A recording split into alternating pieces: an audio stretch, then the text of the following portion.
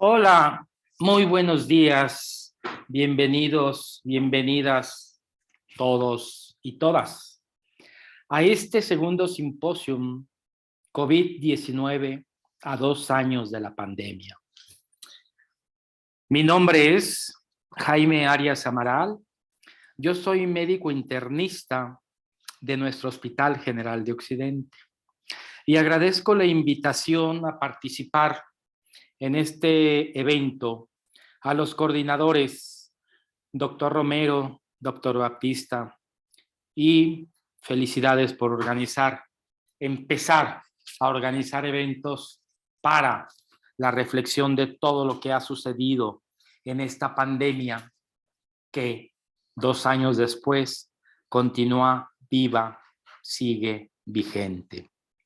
En los próximos 30 minutos platicaré con ustedes acerca de una perspectiva, la perspectiva histórica del COVID 2 años después, más o menos cómo iniciamos brevemente, pero sobre todo lo que ha sucedido en el camino, en el sendero que hemos recorrido hasta el día de hoy.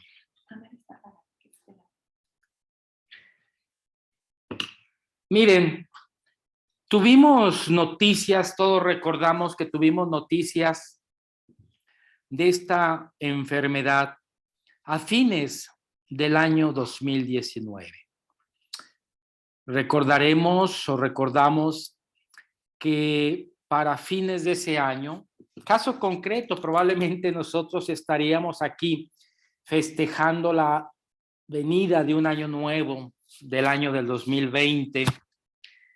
En tanto, el 30 de diciembre de ese año, las autoridades chinas informaban de manera oficial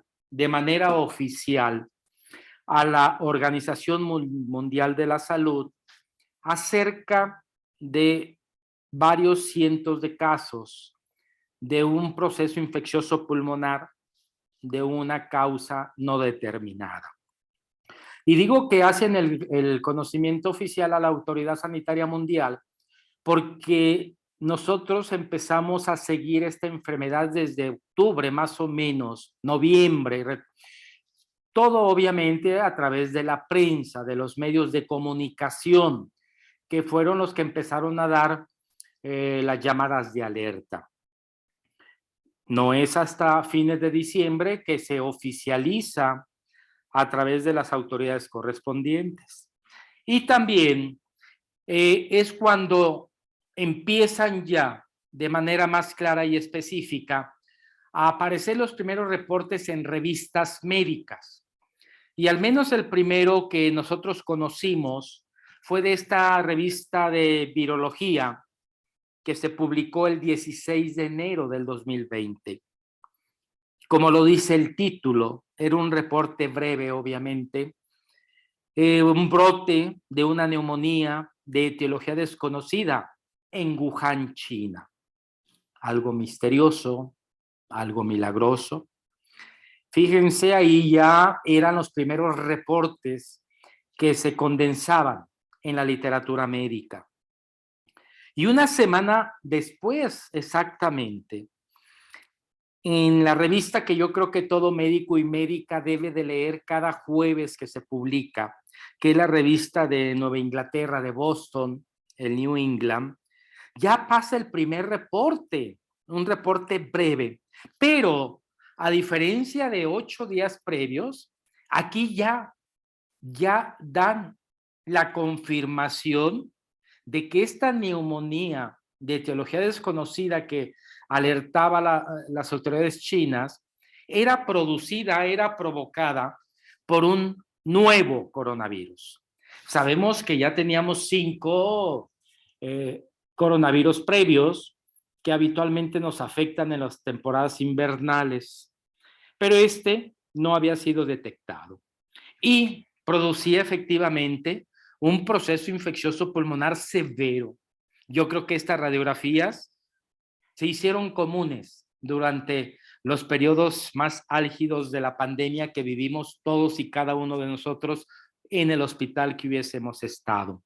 Estos infiltrados bilaterales tremendos con gran falla respiratoria del paciente. Y a partir de ahí empezó la perspectiva, empezó el camino a recorrer, pero yo creo que nadie en nuestro más lúcido sentido de inteligencia hubiésemos pensado que todavía hoy, junio 1, siga activa la pandemia. Junio 1 del 2022 quiere decir más de 2 años y esto no ha terminado. A pesar de que hemos conocido mucho del virus, mucho de la fisiopatología, mucho de sus efectos, que se han descubierto y ya tenemos a la mano multitud de vacunas, todas efectivas, todas eficaces. Tenemos ya fármacos disponibles antivirales, pero todavía el camino en perspectiva no vemos el final todavía. Y entonces, pues la pandemia no ha terminado. No ha terminado la pandemia y lo podemos ver muy claramente con las cifras récord de casos en este momento en los países asiáticos, caso concreto de Corea, por ejemplo, en la misma China, que fue el inicio, fue donde inició la enfermedad. En este momento la capital Shanghái había sido cerrada, por ejemplo, ¿no? Y Corea, y así varios, aquí mismo en México, cada vez otra vez empezamos a conocer de conocidos que se reinfectaron nuevamente. De manera que la pandemia no ha terminado. Y en perspectiva también podemos ver el avance del mismo virus. Pues el virus es un ser cambiante, es un ser dinámico. Y que él está buscando la forma y la manera de adaptarse y de tratar de cumplir su objetivo, de entrar a una célula humana, a una célula de un ser humano para poder reproducirse. Probablemente el primer virus, el virus de Wuhan, ya ni exista. ¿Por qué? Porque ya fue desplazado por la serie de variantes que se han ido presentando en el camino de este mismo virus. Recordamos que este primer virus generalmente se puede decir que donde más predominó fue en el continente asiático, obviamente se desplaza después a Europa, pero después vinieron los cambios, las modificaciones en la capa del virus, en las proteínas de la corona, empiezan a modificarse y así empiezan a aparecer la variante alfa, por ejemplo, la primera, y que provocó más problema que la cepa original y que aparece en diciembre del 2020 en el condado de Kent, ¿sí? Y que produjo una gran elevación de casos y de muertes también. Para ir avanzando, después aparecería la variante gamma, la variante beta en Sudáfrica, la variante delta con una alta mortalidad, sobre todo en la India, por ejemplo. Y así hemos hasta llegado hasta el día de hoy, donde la variante más predominante, más importante, el Omicron, y esta variante sí vino a revolucionar todavía el virus, porque vean, comparen la cantidad de mutaciones que tuvo la Delta, que fue la que pegó duro en la India, comparada con más de 55 cambios en la membrana del virus, en la corona del virus. Y esto obviamente hizo a este virus tener una capacidad de más contagio comparativamente a los previos. Incluso las subvariantes que están circulando en este momento tienen una mayor capacidad de contagio. Y a partir de Omicron, afortunadamente, no ha habido nuevas variantes. Sí, subvariantes de la misma. BA1, BA2, la BA2 12.1, y veamos cómo esas subvariantes han ido de manera paulatina y de manera progresiva desplazando a las previas. De manera que ahorita ya se puede decir que la subvariante BA12.1 tal vez sea la más prevalente y es la que está provocando gran número de casos en el continente asiático, en Estados Unidos, en la parte norte de Estados Unidos, en algunas regiones del sur de América, y probablemente aquí en México ya esté circulando y se convierta en la variante predominante. Como en Sudáfrica, Sudáfrica también está teniendo elevaciones importantes por la evolución misma del virus. De manera de que el virus sigue vigente y sigue vivo, sigue actuante, sigue contagiando, aunque afortunadamente con menor gravedad que las variantes previas. Esto se ha explicado probablemente no porque el virus sea menos grave, sino porque la gran mayoría de la población ya estamos vacunados, incluso con la dosis de refuerzo, o bien la inmensa población también ya está o ha padecido la enfermedad y tiene inmunidad híbrida. Y probablemente eso ha hecho que el impacto en la mortalidad o en la gravedad de esta subvariante no haya sido tan relevante como las previas. De manera de que entonces, en estos más de 2 años, como dice Sanjay Gupta en este libro que se lo recomiendo, toda la humanidad, todos los habitantes de la Tierra, nos enfrentamos virtualmente a una guerra mundial. Nos enfrentamos a un enemigo invisible, pero que estaba en todas partes, acechando. Y esta guerra mundial todavía no la ganamos. Hemos ganado muchas batallas, pero todavía no podemos cantar la victoria. Y como toda guerra, pues va a dejar secuelas. Toda guerra deja destrucción, toda guerra deja muerte. De hecho, estamos viviendo una virtual guerra militar ahorita en Ucrania. Vean este hospital, el hospital de Mariupol, en ruina, destruido, no por un virus, sino por los virus de balas y de cañones del imperialismo. Pero todo esto, esta guerra mundial del COVID-19, también está dejándonos una esquela de alteraciones de destrucción e incluso de muerte. Recientemente se acaban de dar las cifras de mortalidad, ya ni hablar de los casos de contagio, pero vean las últimas cifras hasta el mes de mayo, estimadas con los subregistros de víctimas por este virus, es más o menos cerca de 15 millones de hombres y mujeres que han muerto por esta enfermedad en la Tierra. En nuestro país, como en muchas partes del mundo, hay un subregistro y la OMS calcula que es casi el doble de la mortalidad reportada oficialmente en los registros nacionales. La OMS calcula que para nuestro país aproximadamente el número de fallecimientos se calcula en 626,000. De manera de que esto es una gran tragedia, porque detrás de cada muerte hay una persona, hay un hombre, hay una familia, hay unos amigos, en fin. Y vean, desafortunadamente nuestro país está entre los primeros lugares de exceso de mortalidad. Esto, bueno, las autoridades yo creo que se han comportado de manera adecuada, pero en tiempos de guerra a veces es difícil llevar de manera estricta todas las estadísticas.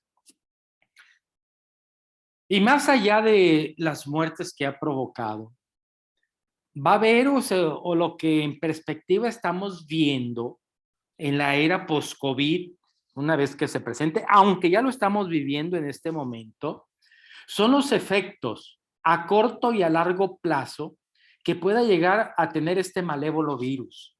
Hemos conocido muy bien al virus, sabemos cómo actúa, cómo daña, cómo lesiona, dónde se guarda, dónde se esconde. Y desde hace ya más de año y medio, se empiezan a hacer los reportes de las primeras secuelas o consecuencias del COVID. Más allá del daño estructural que pueda dejar en el pulmón por la inflamación severa, que va a dejar datos de POC y el EPOC va a incrementarse de manera importante. Tenemos los efectos del COVID prolongado, long COVID, COVID persistente, que las primeras publicaciones empezaban a darse con múltiples signos o síntomas que los pacientes manifestaban posterior a 8 o 12 semanas después de haber curado del COVID, de la infección aguda. La primera revisión sistemática acerca de esta enfermedad, porque ya fue reconocida como tal por la Organización Mundial de la Salud, reportó más de 50 efectos, signos o síntomas: fatiga, pérdida de peso, debilidad, náuseas, dolor de cabeza, depresión, ansiedad, angustia, trastorno del sueño, en fin. En este reporte lo invito a que lo lean. Fue la primera revisión sistemática a nivel de diversos países que hicieron una recolección de pacientes y la empiezan ya a nombrar. Pero hoy en día se han descrito más de 200 afectaciones que, si bien es cierto, no llegan a ser mortales, pero obviamente pues acaban con o atacan la calidad de vida de los pacientes. Y porque vean, se calcula que el 30%, más o menos, hay quien dice que entre el 20 y el 30% de aquel que padeció COVID puede llegar a tener este problema. Y no sabemos a ciencia cierta ahorita el curso que vayan a tener, si vayan a mejorar, vaya a incrementarse, vaya a sostenerse. Aparentemente mejoran con el tiempo, pero no es una verdad todavía. De manera que estas son las secuelas. Y esto, long COVID, COVID prolongado, la explicación es por el gran disparo que hace el virus del SARS-CoV-2 acerca de todos los procesos que intervienen en la inflamación, las interleuquinas, las citoquinas, que se disparan en un verdadero tsunami.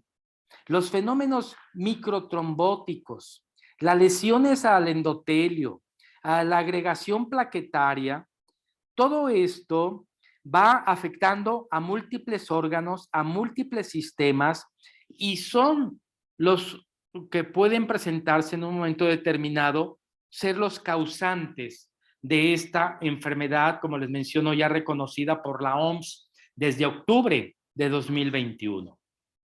Además, cada vez se demuestra que una vez que hemos curado los que han padecido el COVID, el virus sigue persistente en los tejidos de diversos órganos, de tiroides, de esófago, de intestino. Vean, se identifica el virus una vez que aparentemente ya padecimos la etapa aguda. Y entonces este virus está de cierta manera sobreactivando al aparato inmune y lo están colocando hoy en día como un superantígeno.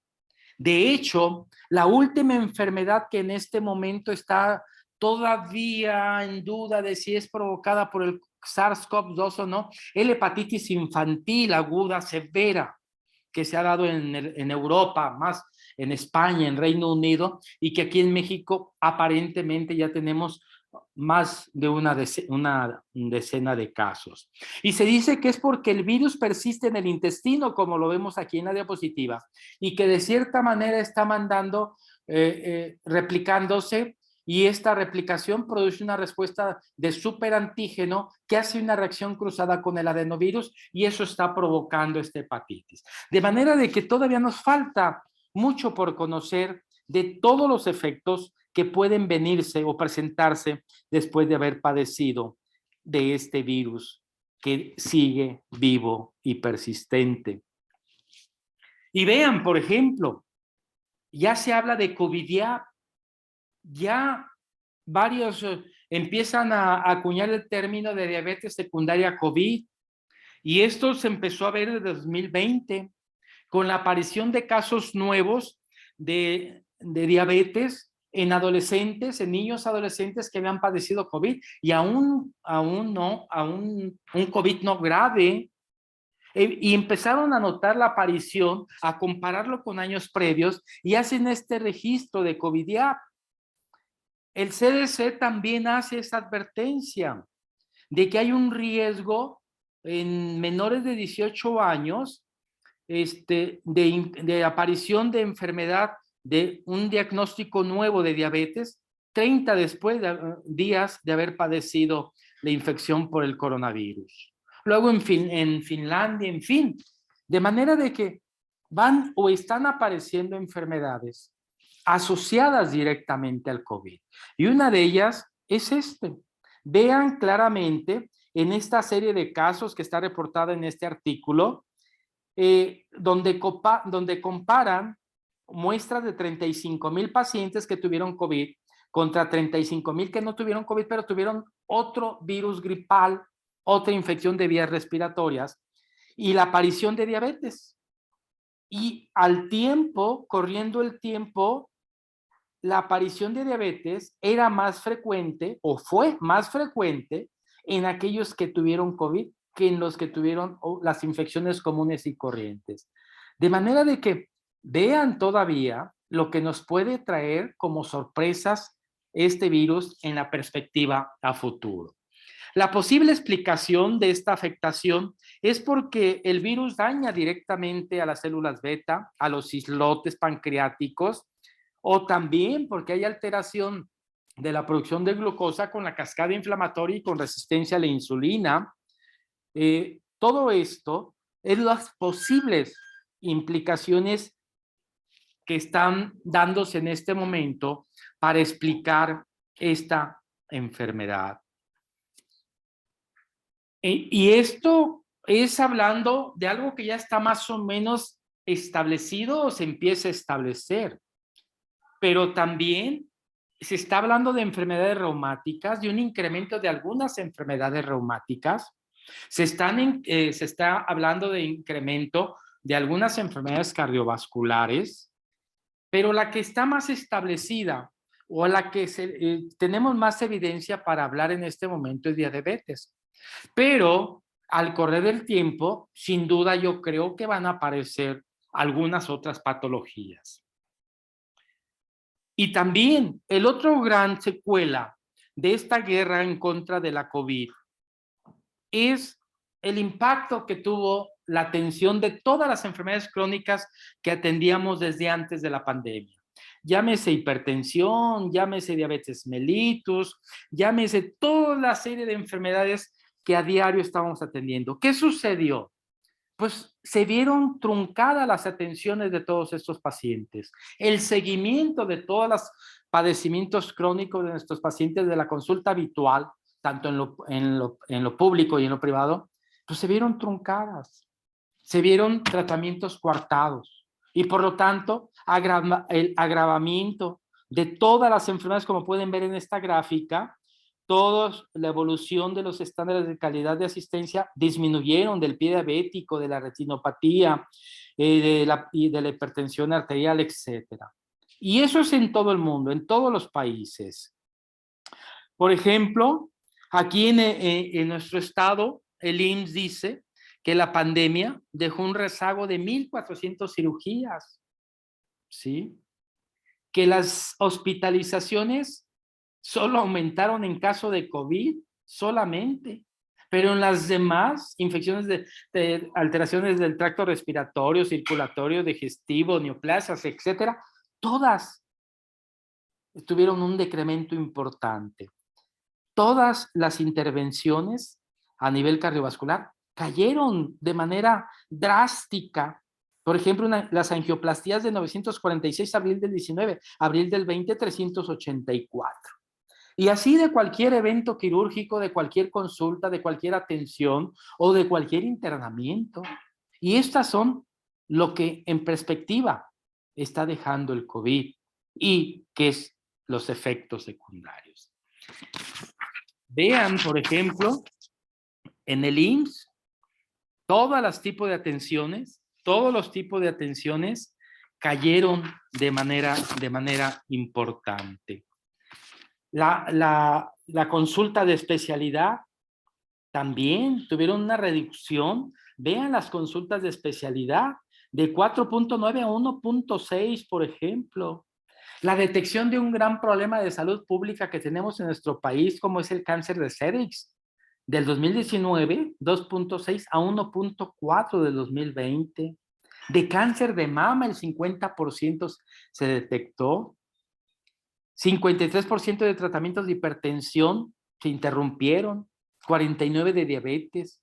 Y así, de manera que como ustedes pueden ver, todavía el COVID, la pandemia a 2 años, sigue de cierta manera, ya sea por el ataque directo del virus o bien por los efectos colaterales, puede también estar siendo activa todavía.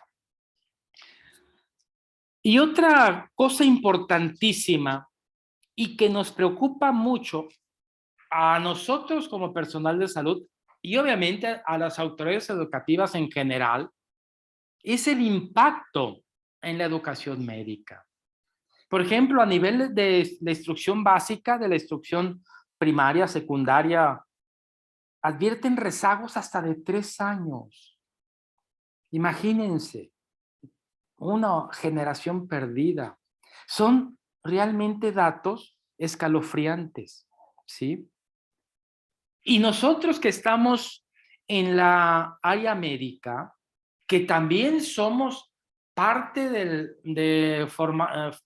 equipo de formadores de recursos humanos en salud, formando especialistas, por ejemplo, en el Hospital General de Occidente, en el IMSS, en cualquier hospital donde se den residencias médicas o a donde vayan a sus cursos de pregrado, los médicos internos, los preinternos, pues obviamente también hay un retraso enorme. Y no lo hemos medido, no lo hemos medido, ¿sí? En esta revista que tengo aquí del impacto del COVID en la educación médica, muestran una gran preocupación las autoridades norteamericanas y obviamente pues todos debemos de tenerla. ¿Qué va a suceder con estos 2 años donde, por decir, el residente quirúrgico no realizó su práctica de cirugía que normalmente hacía? Pues esto va a tener impacto en su formación final. En nuestros residentes de no áreas médicas, nosotros lo estamos mirando y viviendo. El R1 pasó a R2, pero no es R2. El R2 pasó a R3, pero no es R3. ¿Por qué? Porque no tuvo el tiempo de maduración y de conformar su formación como la habíamos hecho antes. De manera de que todo esto nos debe de mover a tratar de recuperar todo esto que la pandemia nos ha dejado y que no sabemos si esto seguirá avanzando o no. De manera que ese es otro de los grandes pendientes que como equipo de salud vamos a tener que afrontar y en la que todos y cada uno de nosotros debe poner todo lo que esté de su parte para tratar de renivelar a nuestros residentes, a los estudiantes de otros niveles. Yo lo veo también en la escuela de medicina, estos 2 años que los jóvenes recibieron su educación vía redes, vía Zoom, como lo estamos haciendo ahorita, pues no es lo mismo, no es lo mismo. Y en medicina, mucho menos. En medicina, jamás la educación dejará de ser presencial. De manera de que esto es en perspectiva un poco de lo que esta pandemia del COVID-19 nos deja y que todavía el sendero continúa. Espero que sea de su agrado y espero que los motive a seguir adelante y finalmente a tomar esto como un punto de partida para una nueva vida, para una nueva forma de ser. No volver a ser lo que éramos antes de la pandemia, porque si hacemos esto, es repetir la historia. Y si este virus no nos hace cambiar, porque este virus nos desnudó en todos los sentidos y en todos los campos. Mi última palabra sería que sea un punto de partida para bien de todos. Muchas gracias por su atención y estoy dispuesto para las preguntas que ya los coordinadores les dirán cómo se contestarán. Muchas gracias.